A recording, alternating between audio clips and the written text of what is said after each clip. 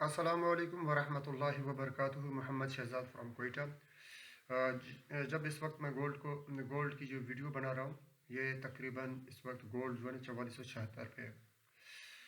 कल मार्केट का अगर ये देखें तो बहुत बड़ी विक छोड़ी है, यहाँ से बाय इंटरेस्ट शो हो रहा है और यहाँ से मैसिव मूव मार्केट ने ऊपर दी है।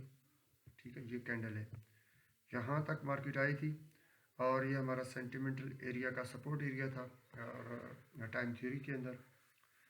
और यहाँ से मार्केट ने इस कैंडल की जो क्लोजिंग है वो तकरीबन दी है कहाँ तक, आप देखेंगे तो ये जो डेली की कैंडल है ये 80 के आसपास एंड रेजिस्टेंस से थोड़ा सा नीचे, क्योंकि रेजिस्टेंस H4 की 80 के ऊपर क्लोजिंग होना ज़रूरी था। 80 से ऊपर तो 80 के ऊपर नहीं हुई थी, बल्कि इसकी क्लोजिंग 76 75 के आसपास यहाँ पे हुई थी। तो फिर हमने अगली ये जो मार्केट है उसने सुबह रिट्रेसमेंट ली और अपने पिवट पॉइंट को टेस्ट किया। 55 आज हमारा पिवट पॉइंट था, मार्केट यहाँ से ऊपर उठ के यहाँ तक आई है, अभी इसी दरमियान में ट्रेड कर रहा है, रेंज कर रहा है। आज दो मेजर डेवलपमेंट्स हैं, एक तो NFP का है, नॉन फॉर्म पे जो है ना का जो डेटा है पेरोल का, NFP, एक इसका नॉन फॉर्म पेरोल। ठीक है, और दूसरा जो इम्पोर्टेंट डेटा वो है एक फंडामेंटल न्यूज़ है, वो है टैरिफ के हवाले से। US की जो जुडिशरी है या उसकी जो कोर्ट है वहाँ पे ये केस पड़ी हुई है। आज ट्रम्प की पेशी भी है 8 बजे US टाइम के अंदर, इसका जो है ना फैसला भी आना है। अगर तो US की जो अदालतें हैं वो टैरिफ को एज इट रखते हैं कि प्रेसिडेंट ने जो फैसला किया है मुल्क की मफाद के लिए, ये बिल्कुल ठीक है। तो याद रखिए ये जो टैरिफ की जो न्यूज़ है, अगर इसको एज इट रखते हैं तो इसका नेगेटिव जो इम्पैक्ट पड़ेगा ना गोल्ड पे, वो ये पड़ेगा कि ये जो गोल्ड है ये मज़ीद बुलिश हो सकता है।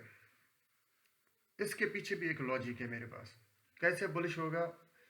चाइना ने वार्न किया है अमेरिका को कि अगर उन्होंने टैरिफ का जो ये डिसीशन है, अगर उनकी इदारों की तरफ से ये एज इट रहता है, कहता है कि ये ठीक है, तो मैं 87 ट्रिलियन डॉलर यूएसडी की बात कर रहा हूँ, डॉलर की, मैं उसको मार्केट में डंप कर दूंगा। अब ये जो पैसा है वो इसको डंप कहाँ करेगा? उन्होंने कहा कि मैं इसको डंप करूंगा किस में? गोल्ड और सिल्वर के अंदर, यानी मैं डॉलर बेचूंगा और गोल्ड और सिल्वर को बाय करूंगा। तो डेफिनेटली ये बुलिश साइन है गोल्ड के लिए। ठीक हो गया। अगर तो अमेरिका की जो गवर्नमेंट है वो इसको इलीगल करार दे देता है, ये जो टैरिफ है यानी कि उनकी जो अदालत है वो इसको गैर कानूनी करार देता है, तो फिर याद रखिए गोल्ड में बहुत बड़ा क्रैश आएगा, ज़बरदस्त किस्म का। इसमें क्रैश या करेक्शन या रिट्रेसमेंट कुछ भी कह सकते हैं, क्योंकि हमारे पास और कोई फंडामेंटल इतना स्ट्रांग नहीं है इस न्यूज़ को लेकर के। और NFP का डेटा भी है, नॉन फॉर्म पेरोल। तो ये अहम डेटा है। US सेशन में आप लोगों ने थोड़ा सा एहतियात करना है। डेली की अगर हम बात करें तो आप देखेंगे कि बाय फोर्स ज़्यादा है। ये जो विक ये रिप्रेजेंट करते हैं बाय फोर्स को। अगर विक ऊपर की जानिब हो तो ये रिप्रेजेंट करता है सेल प्रेशर को। अगर जब कभी मार्केट में देख रहे हैं ये कम था, यहाँ पे ज़्यादा था तो सेल आया, यहाँ पे ज़्यादा था इस पे तो ये देखे सेल, ये देखे सेल। लेकिन जैसे ही इसमें नीचे से भी ऊपर से भी बबल कैंडल स्प्रिंग या कुछ भी आपको कह ले, ठीक है, तो इसके बाद फिर मार्केट बुलिश और फिर हायर हाई, और यहाँ से सेल आई, अगले कैंडल में मार्केट ऊपर गई, ये फेक वॉल्यूम थी और यहाँ से धड़ाम से मार्केट को ये लिक्विडेशन की गई है। ठीक है, तो ये इतनी बड़ी करेक्शन हुई और उसके बाद ये अगली कैंडल भी ऊपर आके फिर नीचे, इसके बाद फिर ये आप देख रहे हैं कंटिन्यूसली ऊपर। और ये सेल प्रेशर की वजह से यहाँ से बाय फोर्स बायर एक्टिव, और यहाँ से अब दोबारा इस एरिया से सेल, ये चेंज ऑफ करेक्टर का एरिया। ठीक है, बहुत स्ट्रॉन्ग एरिया। जब तक मार्केट इसके ऊपर स्टे नहीं करती, ये 80 का 80 83 हमारा सेंटिमेंटल एरिया है, 82 था 87, जब तक इसके ऊपर लॉन्ग स्टे ना करे मार्केट फर्दर, ऊपर हम इसको नहीं देखेंगे। हम लॉन्ग बाय के लिए इस एरिया के ऊपर लॉन्ग स्टे और 2-3 मरतबा क्लोजिंग इसके ऊपर हो, यानी आज भी पूरा दिन इसके ऊपर ट्रेड करें, कल के दिन भी इस पूरा इस एरिया के ऊपर यहाँ से लेकर ये 80-83 से लेकर कम अज़ कम 40-50 4520 4540 4550 और ये 80 के एरिया को नीचे ब्रेक ना करें, तो फिर हम कहेंगे कि हाँ अब गोल्ड बुलिश है और अब न्यू हाई की तरफ जाएगा। तो फिलहाल ये दो फंडामेंटल्स आप लोगों को बता दिए, इसका इम्पैक्ट पड़ेगा। आज के जो रेजिस्टेंस एरिया हमारा है वो हमारे पास 97 का एरिया है। पहला सेल आप यहाँ से ले सकते हैं, मैं सेल रिकमेंड नहीं करता, मैं हमेशा बाय। अल्हम्दुलिल्लाह कल भी हमने यहाँ से बाय की और मैं से मूव हमें मिला अल्हम्दुलिल्लाह। तो फिर इसके बाद हमारे पास ये रेजिस्टेंस एरिया, इसको ब्रेक करेगा तो मार्केट टुवर्ड 4574 और 4574 तक हमारे H4 की डेली में हमारे पास 4574 का एरिया शो हो रहा है। यहाँ तक हम इसको देख रहे हैं डेली के टाइम फ्रेम में।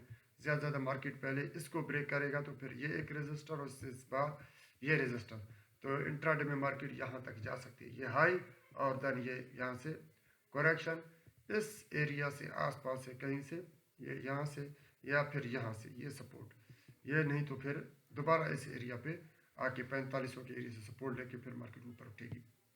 ठीक है, ये तो ऊपर के सिनारीज हो गए। नीचे की तरफ अगर हम देखें तो डेली का पहला सपोर्ट हमारे पास 60 का एरिया है और यहाँ पे देखेंगे और 55 हमारा पिवट पॉइंट है, तो मार्केट ने एग्जैक्टली यहाँ पे सपोर्ट लेके सुबह उठी थी। और अगर मार्केट न्यूज़ की वजह से ड्रॉप होता है तो हमारा ये पहला सपोर्ट यहाँ पे है, दूसरा ये पिवट पॉइंट था, सॉरी पिवट टेस्ट हो चुका है।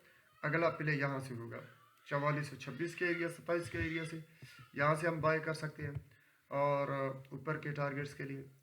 और इसके साथ साथ हमारा ये एरिया बनेगा 4380 का एरिया और लास्ट बाय एरिया 4350। अगर ये ब्रेक हो जाए तो फिर ये गैप फिल होने के बाद मार्केट फिर फर्दर हम इसको ड्रॉप देखेंगे और फिर मज़ीद मार्केट नीचे जा सकती है।